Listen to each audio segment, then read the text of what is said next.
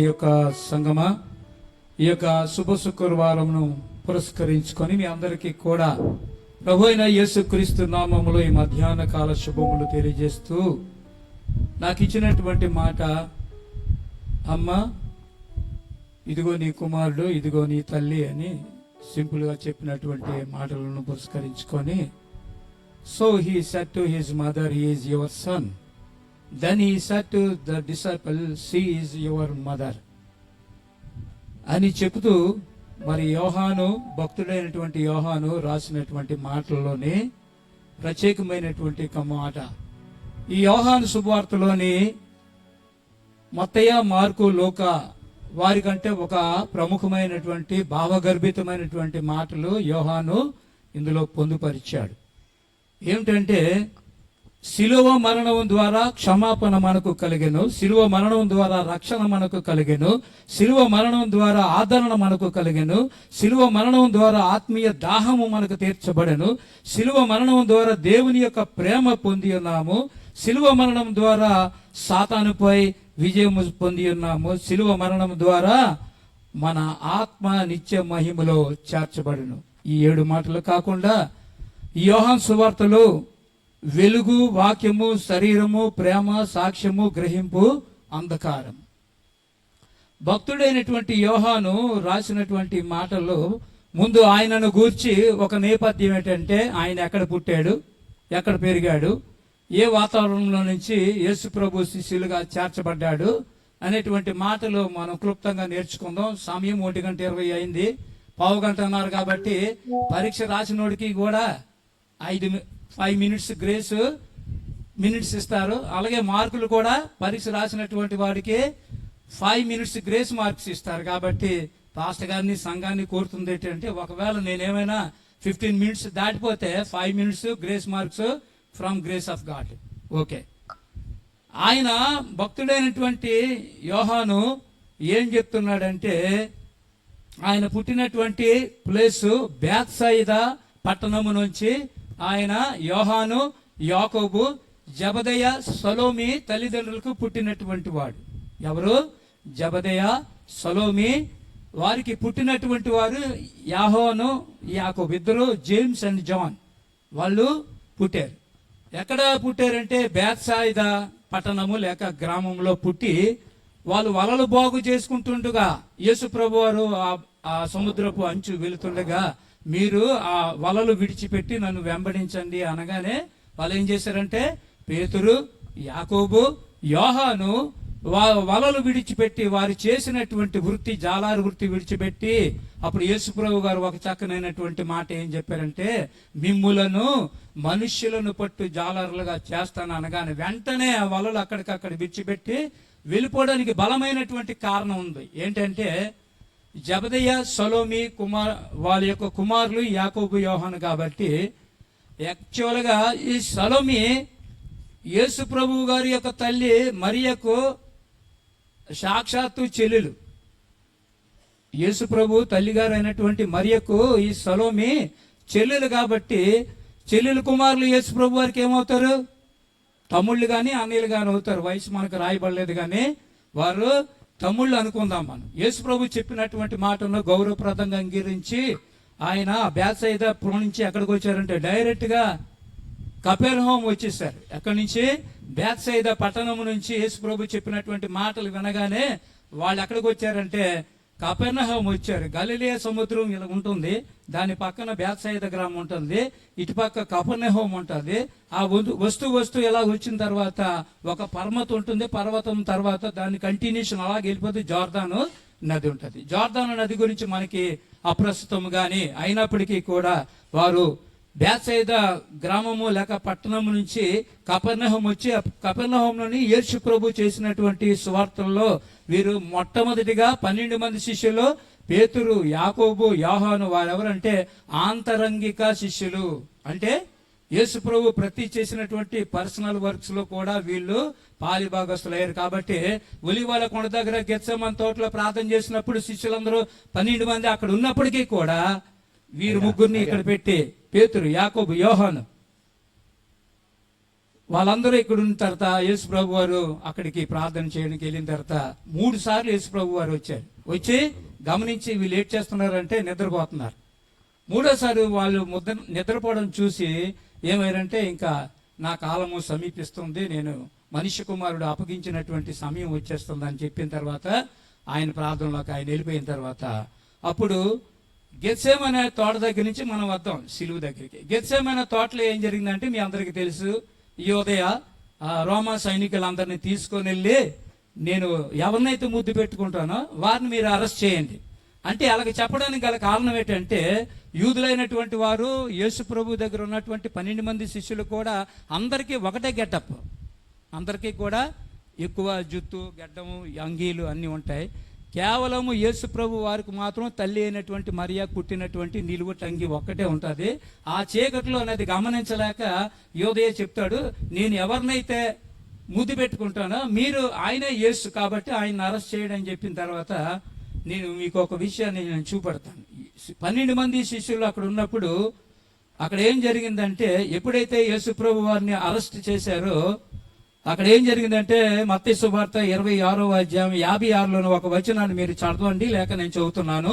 మత్తయి సువార్త 26వ అధ్యాయం 56లోన అయితే ప్రవక్తల లేఖనముల నెరవేరునట్లు ఇదంతయు జరిగింది. అది యేసు ప్రభుకి యోధా పట్టుకుంటాడు, ముద్దు పెట్టుకుంటాడు, వాళ్ళందరూ వస్తారని తెలుసు. కానీ యేసు ప్రభు చెప్తున్నటువంటి మాటలు ఏంటంటే ఇదంతయు కూడా ప్రవక్తలు చెప్పినట్లు లేఖముల నెరవేరునట్లు జరిగింది కాబట్టి ఆ వెనక మాట ఏంటుందంటే అప్పుడు శిష్యులందరూ ఆయనను విడిచి పారిపోయారు. ఇప్పుడు ఎవరున్నారు యేసు ప్రభు దగ్గర? ఎవ్వరు కూడా లేరు. 12 మంది శిష్యులు ఆయనతో ఉండి నమ్మకంగా ఉండి ఆయనకి ఆహారం కావాలన్నప్పుడు ఆహారము, పానీయం కావాలన్నప్పుడు పానీయము, ఏది కావలిస్తే అది 12 మందికి యేసు ప్రభు పెంచి పోషించి నడిపిస్తే ఆయనను అరెస్ట్ చేసినప్పుడు ఏం చేశారంటే శిష్యులందరూ పారిపోయి. అయితే పిలాతు మందిరానికి తీసుకెళ్తున్నప్పుడు ఏం జరిగిందంటే దూరము నుండి పేతురు అన్నటువంటి వాడు అతను నిరీక్షించి చూస్తూ ఏం జరుగుతుందా అని పేతురు చూశాడు. అయినా యోధా కూడా అప్పగించడానికి గల కారణం ఏంటంటే యేసు ప్రభు వారిని పట్టుకొని కొట్టి తిట్టి జైల్లో పెట్టేస్తారు, అంతకు మించి ఏమీ చేయరు అని చెప్పి ఆయన 30 వెండి నాణాలకి ఆశపడి చెప్పారు. కానీ ఇంత ఘోరమైనటువంటి పరిస్థితి వస్తుందని యోధా కూడా ఆలోచించలేదు. ఇప్పుడు ఏం చేశాడంటే పేతురు ఆ యొక్క పిలాతు యొక్క మందిరంలో ఉన్నప్పుడు దూరం నుంచి యేసు ప్రభుని చూసినప్పుడు అందులో ఒక అమ్మాయి వచ్చేమంది, నువ్వు కూడా ఈ గలిలయ ఆయన కుమారుడితో ఉన్నటువంటి వాడు అంటే పేతురు ఆ విధంగా 3 సార్లు బొంగిన తర్వాత ఇంకా తెల్లవారిపోయింది. తెల్లవారి అయిపోయిన తర్వాత యేసు ప్రభు విచారణలోకి తీసుకెళ్ళిపోయిన తర్వాత సిలువ అవన్నీ మీకు అందరికీ తెలుసు. ఈ 15 రోజుల్లో ఈ 40 రోజుల్లో ఎంతమంది హేరోదులు ఉన్నారని కాపరి గారి ద్వారా తెలుసుకున్నాం, ఎంతమంది సిలువను మోసారని తెలుసుకున్నాం. ఈరోజు సిలువ దగ్గర ఎంతమంది ఉన్నారనేదే తెలుసుకోవాలి. కాబట్టి ఇప్పుడు సిలువ వరకు మనం వెళ్ళిపోతున్నాం. ఎక్కడి నుంచి? పిలాతు మందిరం నుంచి యేసు ప్రభు వారు 14 స్టేజ్ల్లోని అక్కడక్కడ ఆగి ఆయన గొల్గొతా పర్వతం దగ్గరికి, గొల్గొతా కొండ దగ్గరికి వెళ్తున్నప్పుడు 3వ స్టేజ్లోని ఆయన కళ్ళు తిరిగి పడిపోతుండగా అప్పుడు ఇంకొక ఆయన వచ్చి సిలువ మోసినటువంటి విషయాన్ని గత దినాలలో నేను చెప్పాను. 4వ స్టేజ్లో ఏం జరిగిందంటే యేసు ప్రభు వారు 4వ స్టేషన్లో కూడా పడిపోతుంటే వెరోనికా అనేటువంటి ఒక అమ్మాయి వచ్చింది. మా అమ్మగారు నా పెద్ద కూతురికి వెరోనికా అనేటువంటి నామకరణము చేశారు. ఆ వెరోనికా అనేటువంటి అమ్మాయి వచ్చిన తర్వాత ఏం జరిగిందంటే యేసు ప్రభువు ముళ్ళ కిరీటము అవన్నీ ఉన్నాయి కాబట్టి ఆమె తొడవలేదు. ఒక తెల్లని వస్త్రాన్ని పట్టుకొని ఆమె తొడవలేదు. ఆమె ఏం చేసిందంటే అద్దింది ముఖాన్ని ఇలాగ అద్దితే ఏం జరిగిందంటే రక్తపు చారులతో రక్తపు మరకలతో ఉన్నటువంటి ముఖాన్ని ఆ తెల్లని బట్టమాయి వస్తే అప్పుడు లోక ఫాలో అవుతున్నాడు కాబట్టి లోక ఒక ఆర్టిస్ట్ అని నేను చెప్పాను కాబట్టి ఆయన యేసు ప్రభు ముఖము ఈ విధంగా ఉంటుందని ఆయన చిత్రీకరించి ప్రపంచానికి తెలియపరిచాడు. రెండోది ఏంటంటే యేసు ప్రభు వారి సిలువ పైన చనిపోయాడా లేదా అని పిలాతు లోకాకి కబురు పంపితే పిలాతు వచ్చి సర్టిఫికెట్ చేశాడు, ఎందుకంటే ఆయన వైద్యుడు కాబట్టి. అలాగే కూడా ఆ యొక్క లోక ఆ యూనివర్సిటీలోనే వైద్యుడిగా చదివినటువంటి యూనివర్సిటీలు 3 ఉన్నాయి. యెరూషలేములో ఒకటి ఉంది, ఈజిప్ట్లో ఒకటి ఉంది. ఈజిప్ట్కి కొంత దూరాన్ని పోతుంటే పనామా కాలువ అని ఉంటుంది, అక్కడ కూడా ఒక యూనివర్సిటీ ఉంటే ఆ యూనివర్సిటీలో ఈ లోక వైద్య అనేటువంటి వృత్తిని చదివి లోక వైద్యుడిగా పరిగణించబడ్డాడు. ఇప్పుడు మనం చదువుతున్నటువంటి విషయం ఏంటంటే, యేసు ప్రభు వారు సిలువ దగ్గర ఉన్నప్పుడు అమ్మ అని పిలిచి కేవలము ఈ యొక్క యోహానికి అప్పగించడానికి గల కారణం, బలమైనటువంటి కారణం ఏంటంటే, పేతురు, యాకోబు, యోహాన్ అనేటువంటి వారు ఆంతరంగిక శిష్యులు కాబట్టి, నేను చెప్పినట్లు ఒక భావగర్భితమైనటువంటి మాటలు మత్తయి, మార్కు, లూక వారి కంటే ఆయన రాసినటువంటి మాట ఏంటంటే వెలుగు గురించి రాశాడు. యేసు ప్రభువు ఈ లోకమునకు వెలుగై ఉన్నాడని వెలుగు గురించి రాశాడు.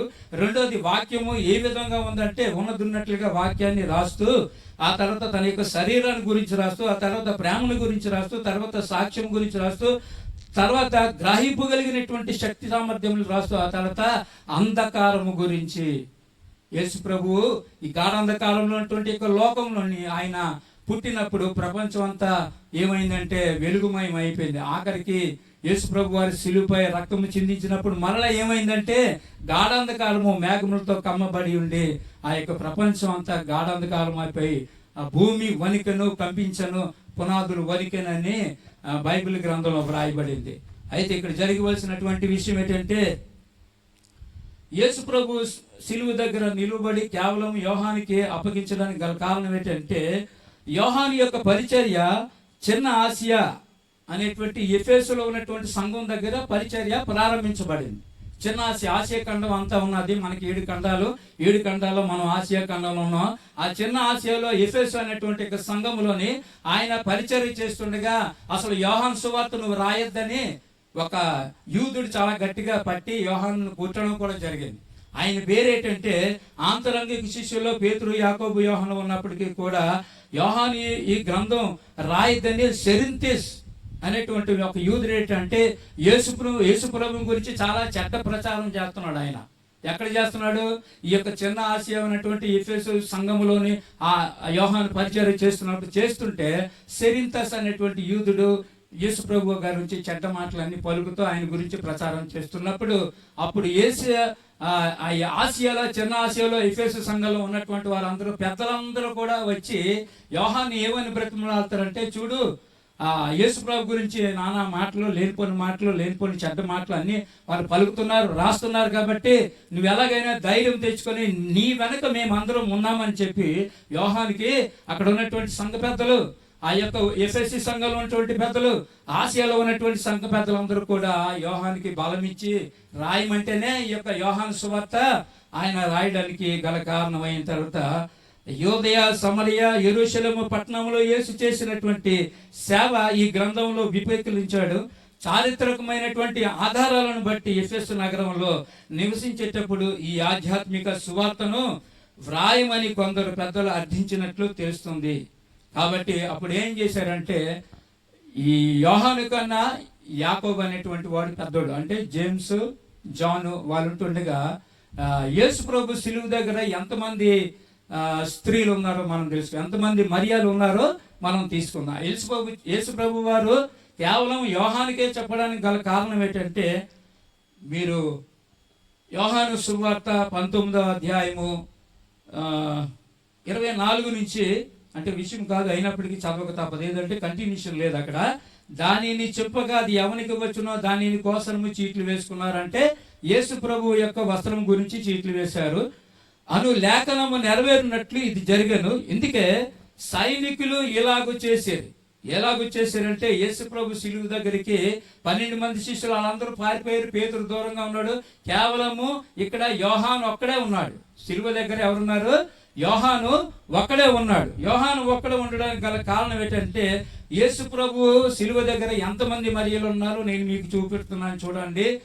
యోహాను సువార్త 19వ అధ్యాయము 25లోని ఆయన తల్లి సహోదరియు, క్లోప భార్య అయినటువంటి మరియయు, మగ్దలేని మరియయు యేసు శిలువ యొద్ద నిలుచున్నారు. అంటే ఎంతమంది మరియలు అయ్యారు ఇప్పుడు?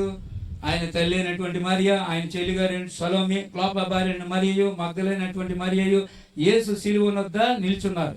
యేసు ప్రభు వారు యాక్చువల్గా ఆయన సువార్తలు చేసినప్పుడు యేసు ప్రేమించినటువంటి శిష్యుడు యోహాను 21:7 ఏం మాట చెప్తున్నారంటే, ఆయన ప్రేమించడానికి ఒక బలమైనటువంటి కారణాలు 4 ఉన్నాయి.